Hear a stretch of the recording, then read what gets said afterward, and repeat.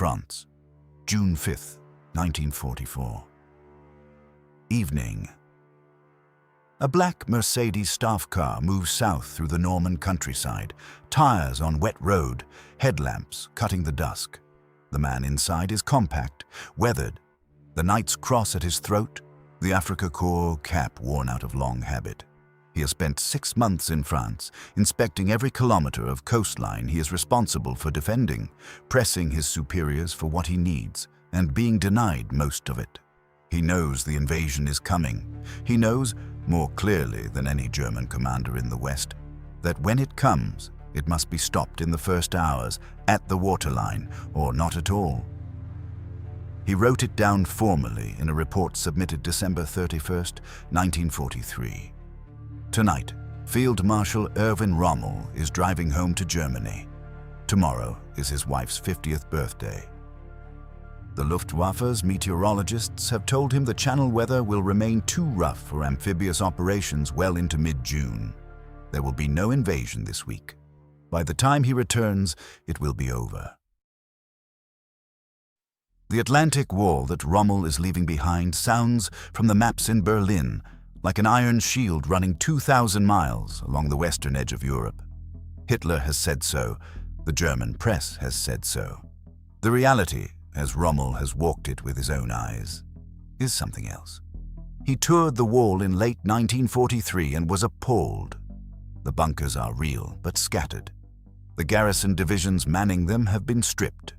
Their best men siphoned east to Russia, replaced by older soldiers, convalescents, and foreign volunteers. 20% of the 7th Army on the Norman coast is composed of what the Germans call Osttruppen, Poles, Ukrainians, Cossacks, Hungarians who volunteered for Wehrmacht service to escape slave labor camps. They have been handed German rifles and told to defend a coastline for a country not their own. Rommel's December report stated this plainly. The enemy, he wrote, would probably succeed in creating bridgeheads at several different points. The solution he believed in was equally plain. Panzer divisions forward, close to the coast, positioned to counterattack within hours of any landing before Allied air power could lock the roads. He had watched in North Africa what fighter-bombers did to armor moving in daylight. It would be worse here. Closer to England, more aircraft, less room to maneuver. His superior, Field Marshal Gerd von Rundstedt, disagreed. So did General Leo Geyer von Schweppenberg, commanding the armored formations. They argued for a classical reserve. Hold the panzers inland, out of range of naval guns. Let the Allies come ashore, identify the main landing, then concentrate and strike. It was sound doctrine. It was also the thinking of men who had not yet fought under Allied air supremacy. Hitler resolved the argument by satisfying no one. On March 21st, he transferred 3 panzer divisions to Rommel's Army Group B as a coastal reserve. 4 others, the 12th SS Panzer Division Hitlerjugend, Panzer Lehr, the 1st SS Panzer Division, and the 17th SS Panzer Grenadier, he placed under his own personal command. They could not move without a direct order from the Führer himself. That is where things stand on the evening of June 5th. The most powerful armored formations in France are frozen in place, their release key held by a man sleeping in the Bavarian Alps. What neither Rommel nor Hitler nor any German commander fully grasps is that the invasion has, in a meaningful sense, already happened. Not on a beach, but in a network of offices in southern England, with a collection of rubber tanks, fake radio antennas, and one man with an entirely imaginary spy ring. The operation is called Fortitude.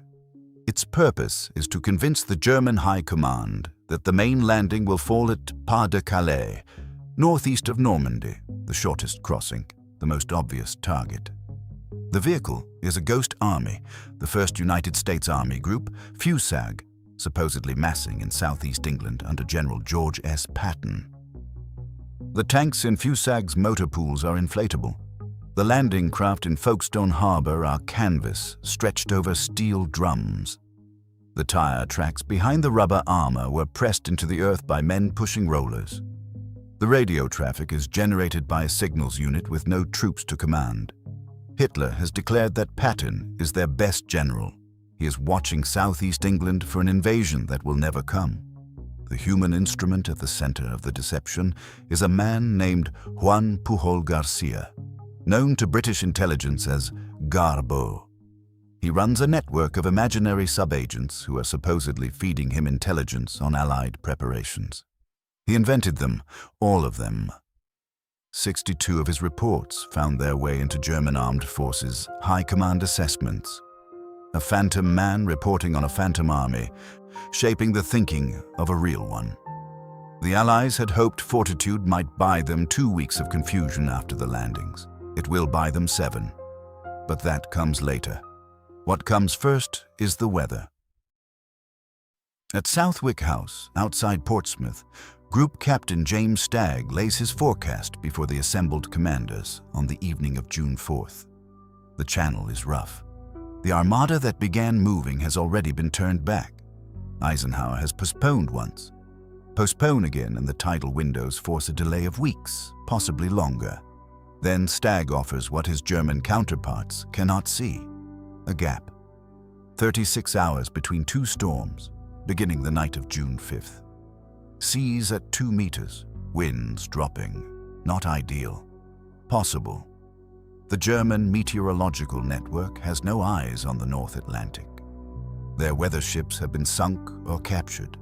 Their chief meteorologist has predicted gale-force winds through mid-June. He's predicting what his instruments can see. He cannot see the gap. Eisenhower paces. He's a general who has never commanded men in direct combat, and he's being asked to commit 150,000 of them to a dawn assault on a hostile shore in conditions no amphibious force has trained for. He has written of this moment: the inescapable consequences of postponement were almost too bitter to contemplate. He turns to the room. The words amount to, "Okay, we'll go." Before the ships sail, he writes 2 things. The first is the order of the day, printed and distributed to every man in the force. You're about to embark upon the great crusade toward which we have striven these many months. The eyes of the world are upon you. The second is shorter. It is not for distribution. Folded into his pocket, it reads, "Our landings have failed. The troops, the air, and the navy did all that bravery and devotion to duty could do. If any blame or fault attaches to the attempt, it is mine alone." He does not expect to use it. He cannot be sure he won't. The armada sails. 5,000 ships in formation, crawling east through 2-meter swells under a solid overcast. No stars. Temperature 12 degrees Celsius, the air tasting of diesel and salt. Men in flat-bottomed Higgins boats grip the rails, 60 pounds of equipment on their backs, most of them sick before they're 10 minutes from shore.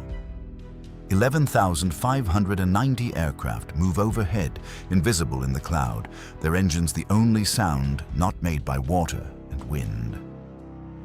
The largest invasion force in history, moving in the dark toward a coastline where the German army is sleeping.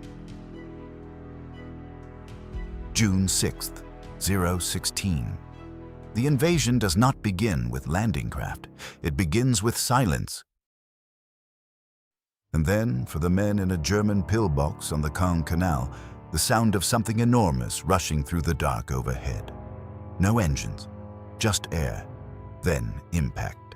6 Horsa, gliders carrying 181 men of D Company, 2nd Battalion, the Oxfordshire and Buckinghamshire Light Infantry, have crash-landed in the dark beside the canal bridge that will later bear the name Pegasus. Their commander, Major John Howard, is on the ground running before the dust clears. The bridge falls in 6 minutes of close-range fighting. The second bridge falls minutes later. Howard transmits the prearranged code word, ham and jam. Both bridges, both intact. It is 1:30.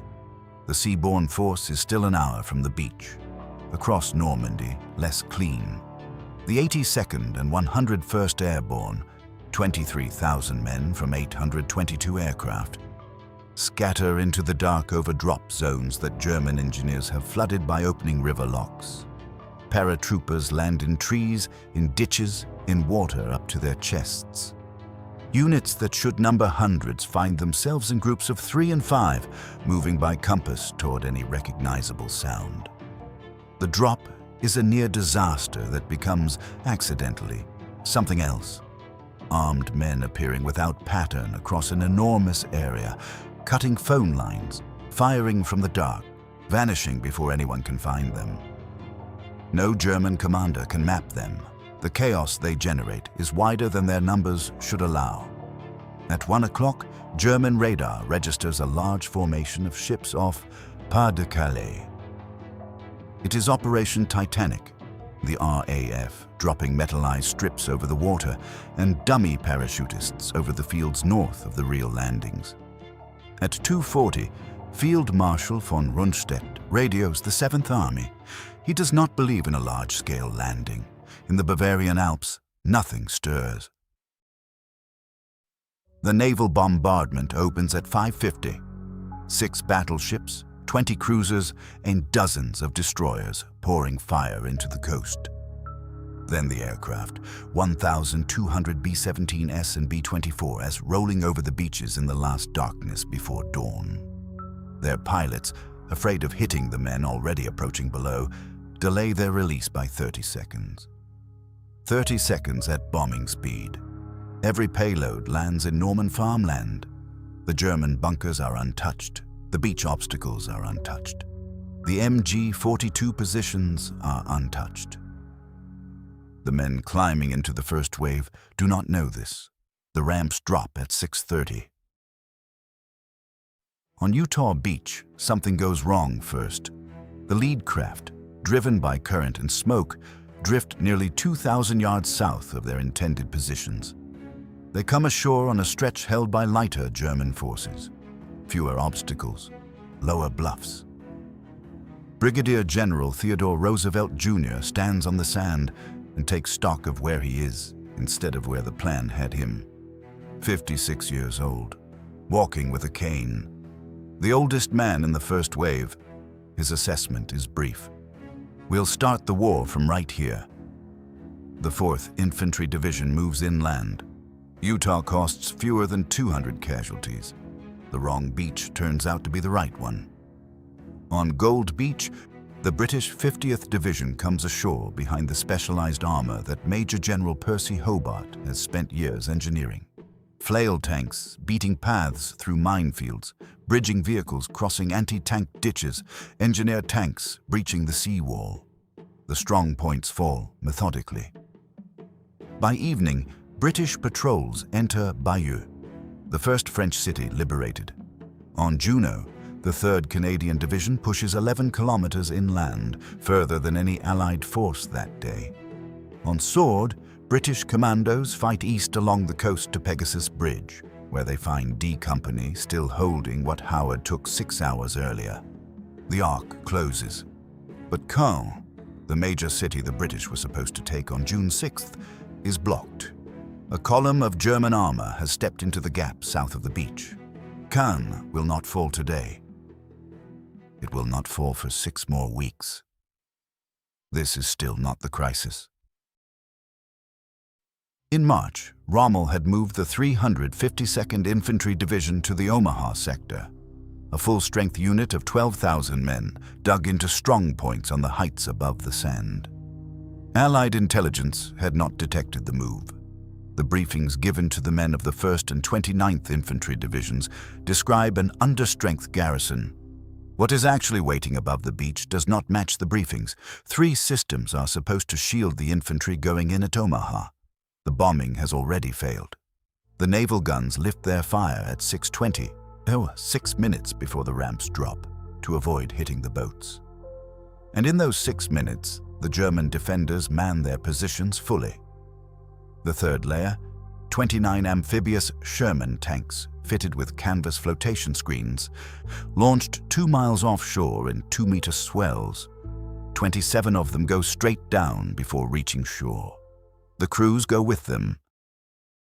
The men of Company A, 116th Infantry Regiment, nearly all from Bedford, Virginia, climb out of their landing craft into fire coming from every direction. The bluffs above are 150 feet high. The sand below is 300 yards of open ground, no cover, no armor, no air support, and a full-strength German division looking straight down. Company A takes 91% casualties before crossing the waterline. The sea runs red at the ramp positions. By 8:30, the landing at Omaha has stopped. Men are pinned against the single strip of shingle at the base of the bluffs, unable to advance, not retreating. German commanders briefly believe they are watching a victory. Aboard the cruiser USS Augusta, General Omar Bradley receives reports that contradict each other and add up to nothing he can use. He knows something is wrong. He doesn't know what or how badly. He considers diverting follow-up waves to the British beaches, to Utah, anywhere but this. He watches the Omaha coastline from the water as the picture assembles itself, in pieces, too slowly to act on. No order fixes this. No commander afloat can see the beach well enough to act. What breaks the paralysis is not authority. It is not rescue from above. Small groups of men, by instinct or desperation, find the narrow draws cut into the bluff face and start climbing. Among them, walking upright on the open beach while everyone else is flat on the shingle, is Brigadier General Norman Cota, Assistant Division Commander of the 29th Infantry. He finds the Rangers. His words to them are short. "Rangers, lead the way." They do. Others follow. The bluffs are not taken all at once. They are taken in pieces, by men who stopped waiting and made things worse for the enemy instead. By 1900, Omaha Beach is under American control. Over 2,000 Americans killed, wounded, or missing on that beach alone. While Omaha burns and the Canadians press inland, and the British hold short of a Caen they cannot reach today, the question of where Germany's armor is can be answered precisely. It is sitting in its assembly areas, watching the sky. The 21st Panzer Division, the one formation available without the Führer's release order, opens the day 20 miles southeast of Caen. General Erich Marx, commanding 84th Corps, needs it at the coast immediately. But the 21st Panzer is under Army Group B, which means Marx needs Rommel's permission, which means a radio message to La Roche-Guyon, where Rommel's Chief of Staff, Colonel Hans Speidel, is trying to reach a man driving somewhere on a German road. Hours pass. When the 21st finally advances in the afternoon, Marx meets its commander at the front. He tells Colonel von Oppeln-Bronikowski, "If you don't succeed in throwing the British into the sea, we shall have lost the war." The attack is beaten back. 70 tanks lost out of 124. The 4 divisions that could have changed the morning are still waiting. In the Bavarian Alps, staff officers walk past a bedroom door with reports they do not deliver. Hitler sleeps. Around noon, he wakes, is told what has happened, and dismisses the Normandy landings as a feint. Fortitude is still working from beyond its own deployment. The real invasion, he is certain, is massing in southeast England under Patton, aimed at Calais. That afternoon, near Salzburg, he enters a reception for the new Austrian foreign minister. He is smiling. "It's begun at last," he says. He believes he is watching a diversion. At 1600, he releases the reserve panzers. The 12th SS and Panzer Lehr are authorized to move. Had they moved at dawn, 10 hours ago, under darkness, before Allied fighter-bombers owned the French sky, they might have reached the coast in time to matter. Now it is mid-afternoon. Over 14,000 Allied air sorties have run since midnight. The panzer commanders look up. They wait. They will not reach the front until June 7th. By then, 150,000 men will be ashore. The battle was lost in the command hierarchy, not on the beach. Evening falls over Normandy. At dusk, 256 gliders descend on the landing zones east of the Orne, sealing the bridgehead's eastern flank. The line from the sea to Howard's bridges at Pegasus is complete. What was taken in 6 minutes of darkness 14 hours ago is now connected to everything that came ashore behind it. The numbers are stated here plainly: 156,000 Allied troops ashore, 4,427 confirmed dead, 10,000 total casualties. At 1600 that afternoon, a black Mercedes staff car had turned north on a French road and begun driving hard. 800 kilometers. Rommel arrives at his command post at La Roche-Guyon on the River Seine at 21:30. He walks inside and reads what happened while he was away. He had written it down. December 31st, 1943. The enemy would probably succeed in creating bridgeheads at several different points. Allied air power would prevent the panzer reserves from reaching the front in time. The Atlantic Wall as it stood would not hold. He had been right about the wall, right about the panzers, right about the air, right that the first 24 hours were the decision. He had argued for everything Germany needed and received none of it. When the morning came, he was 500 miles away.